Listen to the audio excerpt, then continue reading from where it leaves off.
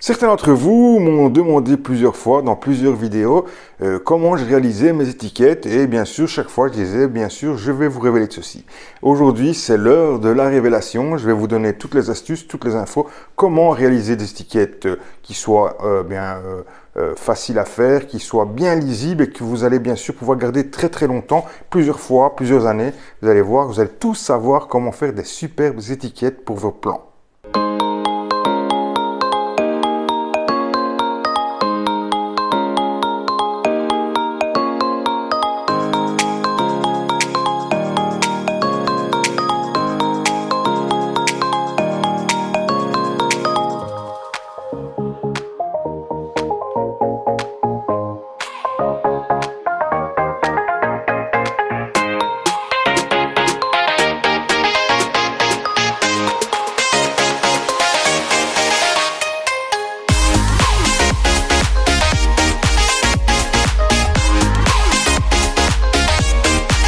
Bonjour et bienvenue sur la chaîne Tout faire maison. Je suis Silvio, le plus grand jardinier sur YouTube en Belgique, 130 kg à la pesée.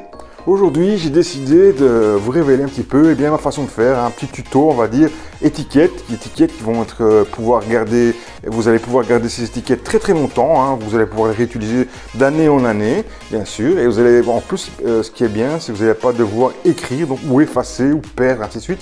Vous allez voir que c'est quelque chose qui est assez facile à réaliser et que vous allez pouvoir être gardé très très longtemps si vous êtes un peu consciencieux. Le but, ce sera de ne pas les perdre, bien sûr. Maintenant, je vous montre comment je réalise étape de la fabrication, tout simplement, des étiquettes. Tout d'abord, il va vous falloir prendre un programme. Pour ma part, je prends un programme qui s'appelle Excel. Hein. C'est un programme qui est assez connu, hein. C'est un programme d'office. Et en fait, je fais des étiquettes qui ressemblent à ceci quand elles sont imprimées. En fait, comment ça se passe? Je mets mes étiquettes ici, vous voyez, avec un numéro que j'ai donné, puisque moi je répertorie par numéro. Ensuite, il y a le nom de la tomate et je fais ça sur une feuille A4. Il y a plus ou moins une vingtaine de petites fiches, on va dire 1, 2, 3, 4, 5, 6, 7, 8, 9, 10, oui bien sûr, il y en a 20, voilà. Il y a 20 petites étiquettes, hein, donc chaque fois je fais un petit tableau, hein, chaque fois c'est un copier-coller. Une fois qu'on en a fait une, on fait un copier-coller sur 10 d'un côté, 10 de l'autre, et on met ça sur une feuille A4, tout simplement. Voilà, après si vous voulez prendre un autre programme, vous pouvez prendre un programme, mais avec Excel, c'est assez facile. Voilà. Donc ensuite, une fois que vous avez ce modèle, hein, vous allez soit chez l'imprimeur. Pour ma part, je vais chez l'imprimeur parce que je n'ai plus d'imprimante à la maison, et ça coûte relativement peu cher de les faire à l'imprimerie.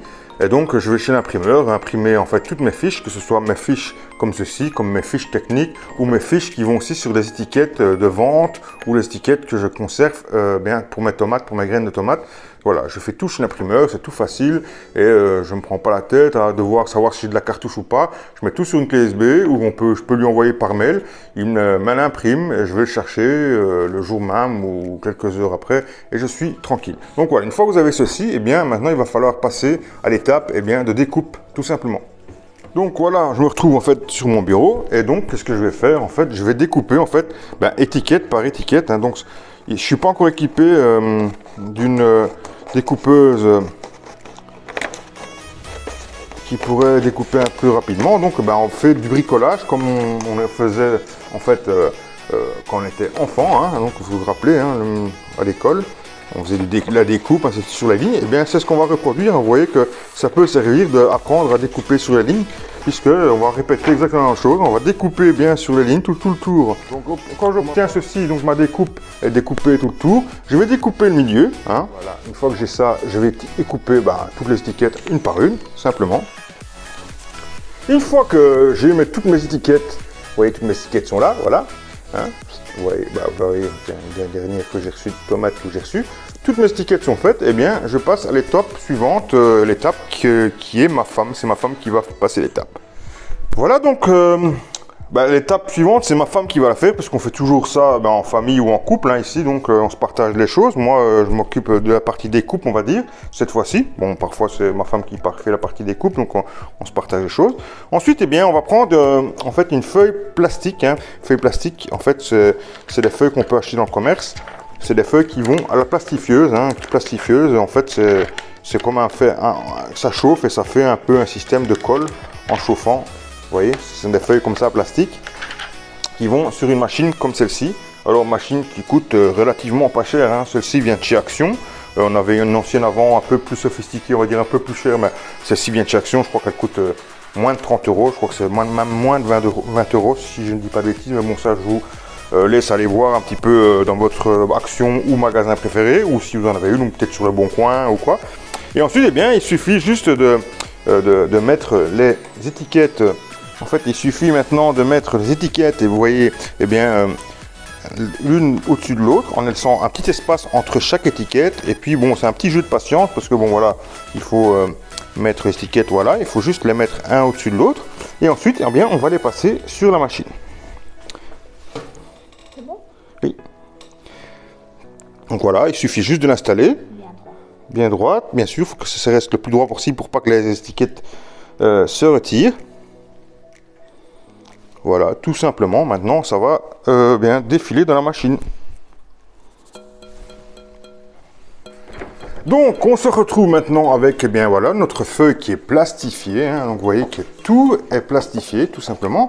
Et donc maintenant, eh bien tout ceci va aller dans une farde eh bien spéciale, hein, une farde avec toutes les feuilles comme ça, hein. J'ai maintenant 170, bah, c'est la 175e puisque mon numéro est 675. Et comme, entre guillemets, eh bien, j'ai commencé, mes numéros commencent 500, vous voyez que celle-ci, eh bien, c'est la 675, donc c'est la 175e, eh bien, sorte de tomate. Celle-ci va dans une farde, hein, tout simplement.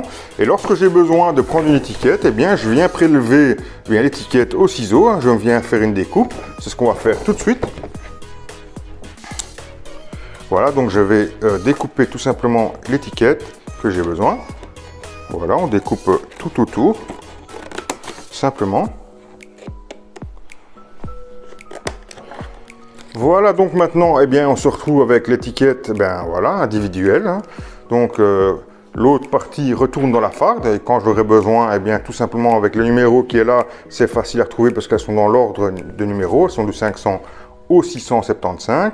Et donc, ben, si j'ai besoin du 550, c'est très facile puisque en regardant la face, j'ai le numéro. Et comme tout est numéroté partout chez moi, et en plus, eh bien, comme info, j'ai le nom de la tomate. Si jamais vraiment j'ai un doute avec le numéro, que je cherche un nom de tomate, je l'ai quand même là.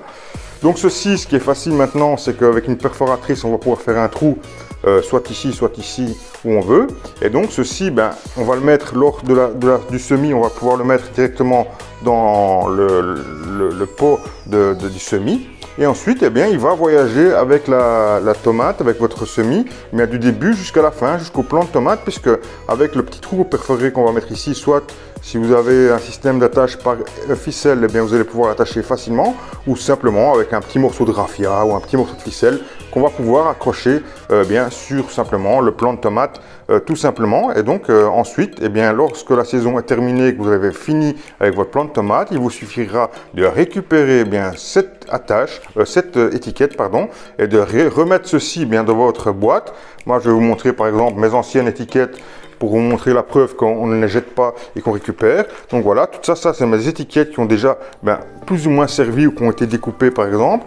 Et donc, eh bien, vous pouvez voir par exemple ici, ben voilà, voilà, celle-ci c'est une étiquette qui a été servie il y a 2 ans par exemple. Et eh bien, celle-ci c'est une des premières parce que vous voyez que les premières il n'y avait pas de numéro. On s'amusait à mettre le numéro à la main derrière, hein. On écrivait simplement à l'arrière de l'étiquette, mais bon, maintenant on s'est modernisé et donc maintenant on fait le système comme ceci avec un numéro sur la façade. Et donc c'est plus simple parce qu'il y a le numéro là et il ne s'efface pas parce que le numéro qu'on écrivait derrière parfois il s'effaçait et donc c'était un peu pénible. Et donc chaque année vous allez pouvoir réutiliser vos étiquettes. Il y a plein d'avantages. Si vous avez une écriture de patte de mouche, eh ben, plus de problème puisque vous allez pouvoir vous relire parce que c'est fait à l'informatique, hein, que vous ayez une écriture de patte de mouche ou l'écriture la plus belle, ce sera toujours la même écriture. Secondo, parfois les tomates ou les noms de semences, parce que vous pouvez faire ça pas forcément avec les tomates. Moi je fais les tomates parce que j'ai beaucoup de semences, beaucoup de sortes, mais vous pouvez faire ça avec tous les plants que vous voulez, hein, toutes les cultures que vous voulez. Ce qui est bien, c'est que parfois il y a des noms à rallonge et qui est difficilement à écrire sur la petite étiquette ou ce que vous avez choisi à écrire dessus, hein. Quand on doit écrire très beaucoup de mots, c'est difficile. Secondo, plus besoin de papier, plus besoin de marqueurs, ainsi de suite, qui fonctionnent, on va devoir inscrire, ou des crayons, que sais-je. Plus de problème non plus que ça s'efface, puisque ça ne s'effacera normalement plus. Hein, si vous prenez soin, que c'est pas, si vous ne laissez pas non plus des années dans de l'eau, bien sûr. Hein, si vous trempez dans de l'eau, dans un bol d'eau, oui, bien sûr, ça va se détériorer. Mais on va dire une, deux mois. Vous voyez, il y a des saisons qui sont restées à l'extérieur. Comme c'est généralement, c'est la belle saison que ça reste, puisqu'on met ça après le 15 mai et qu'on retire généralement le plan en extérieur après, on va dire, au mois de septembre, octobre ou plus tard. Ben voilà, c'est souvent la belle saison et il n'y a pas forcément beaucoup de pluie sur l'étiquette, donc elle est réutilisable à foison. Si vous êtes sous serre, elle va être réutilisable même pendant 10 ans sans souci, je suis certain. Donc voilà, il n'y a que des avantages. Bon, l'inconvénient, c'est que ça prend du temps ici à les faire. Hein. Le temps, en hiver, vous avez le temps de les faire puisqu'on n'a rien à faire. Eh bien, on peut s'imaginer qu'on puisse anticiper et commencer à faire nos trucs. Ça coûte un peu d'argent, mais pas beaucoup plus que si vous devez acheter des étiquettes sur le commerce, parce qu'une photocopie en noir et blanc, ça coûte 4 cents. Donc 4 centimes, ça coûte rien. Enfin, pour moi, j'estime que c'est un coût quasiment nul. Le temps que ça va prendre, c'est juste le temps un petit peu que ça prend à découper. Mais bon, ça, je vous l'ai dit, ça, vous faites ça avec des enfants, hein, vous avez pris ça en gardienne, donc normalement, c'est destiné à tout le monde. Le seul coût, c'est la machine. Et bon, vous le faites une fois et vous gardez ça des années aussi. Moi, j'avais gardé ma première machine qui coûtait 10 ans. Et là, je l'ai gardé 10 ans. Et l'autre coût, c'est les feuilles, on va dire les feuilles comme ceci. On va dire que vous devez acheter, qui coûte un peu d'argent. Combien ça coûte ça, plus ou moins? 8,25, le prix est la Cora. Ah ouais, voilà. Le prix est ici. Donc, ça coûte pour 100 feuilles. Donc 100 feuilles, ça fait 100 sortes, hein, donc 100 sortes de tomates pour moi. Ça coûte 8,29 €, donc 8,30 €, on va dire, pour 100 feuilles dans un grand supermarché. J'ai même pas regardé ça sur internet parce que je pourrais trouver peut-être ça encore moins cher. Mais ça, ce qui est bien, c'est que ça coûte, c'est vraiment de bonne qualité. C'est vraiment parfait pour nous parce que les feuilles ne sont pas trop fines. On a un autre format. On a un autre, on va dire, paquet qu'on a acheté, je pense, chez Action. Je sais pas combien ça coûte, ça coûte peut-être un peu moins cher chez Action, mais la qualité est un peu moins bonne puisqu'elle est un peu plus fine et donc voilà, on a essayé mais ça ne nous convient pas trop, donc forcément on préfère continuer avec l'autre marque. Voilà, donc vous pouvez faire ça par exemple avec n'importe quel, hein, vous pouvez faire ça avec votre poivron, piment, enfin voilà, tout ce qui peut aller en culture que vous pouvez attacher. Bon, avec des laitues, ça va être difficile. Avec des choses, des légumes qui sont un peu petits, ça va être difficile. Des radis, ainsi de suite, ça va être difficile. Quoique vous pouvez les mettre dans les semis. Et puis de toute façon, quand vous le mettez au jardin, généralement, on ne laisse pas les étiquettes quand ça part en pleine terre.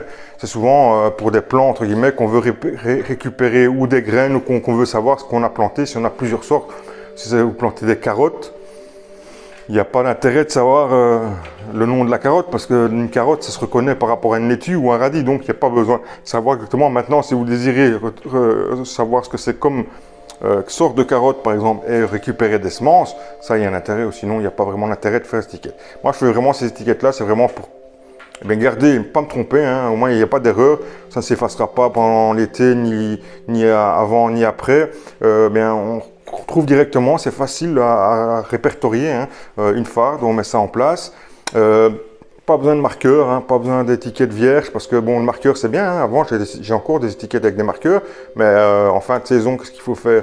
Il faut s'amuser à toutes les nettoyer, donc acétone, bon voilà, on en a plein par les doigts, il faut du papier, enfin bon voilà, il y a plein de choses qui est vraiment pas idéal avec les étiquettes. Bon, voilà, j'en utiliserai encore parce que j'en ai encore besoin pour, comme je vous dis, pour les radis, pour les salades, enfin, des choses qui vont être faites de temps en temps et qu'on n'a pas forcément besoin de répertorier aussi bien que par exemple certains légumes.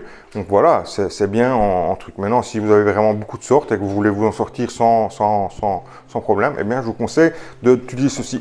Voilà, j'espère que cette vidéo vous aura été utile. Hein. J'espère que ça vous aura plu. Bon, voilà, nous, c'est comme ça qu'on fait. C'est peut-être pas forcément la meilleure façon. C'est peut-être pas la façon la plus rapide ou le truc. Ah, voilà, nous, c'est notre façon de faire qui est, bon, je trouve, qui est un bon compromis. Et j'espère que si ça aidera certains, parce que certains m'ont demandé beaucoup comment je faisais, eh bien voilà, maintenant vous savez comment on fait. Il n'y a pas de miracle, c'est simple, il n'y a pas de chichi. On fait des choses qui sont assez faciles à faire et assez faciles à trouver. Hein. Il n'y a pas de choses difficiles à trouver. Voilà, je vous dis à très très bientôt. N'oubliez pas de vous abonner, de mettre un petit like pour si vous avez aimé cette vidéo. Et si vous avez des commentaires en cours des questions, eh bien ça se passe ici en dessous des commentaires. À bientôt, ciao ciao les amis.